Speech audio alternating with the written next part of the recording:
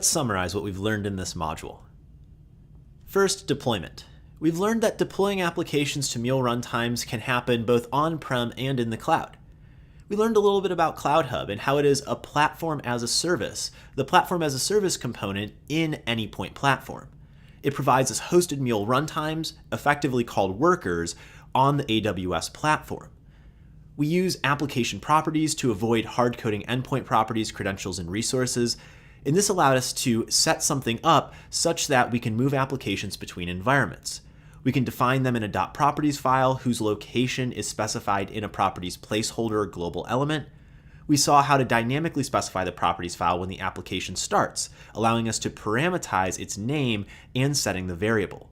We saw how we could set the variable, in this case env, in the runtime manager itself, and also talked a bit about how on-prem Mule instances can use the runtimes wrapper.conf file to specify this configuration setting.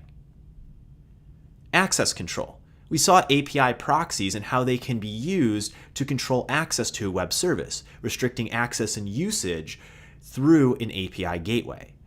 We saw a lot of the API gateway runtime and how it can control access to APIs by enforcing policies, and how it is part of the Mule runtime, but requires a separate license. We got to see the API manager hook into that API gateway, allowing us to create and deploy API proxies. We defined multiple SLA tiers and apply runtime policies to our API proxy.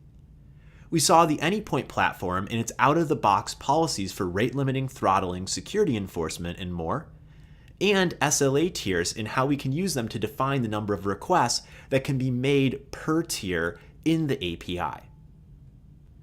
If these topics interested you from an operations standpoint, I'd highly recommend you look into the other Anypoint platform operations courses, as this just scrapes the surface of deploying and managing APIs.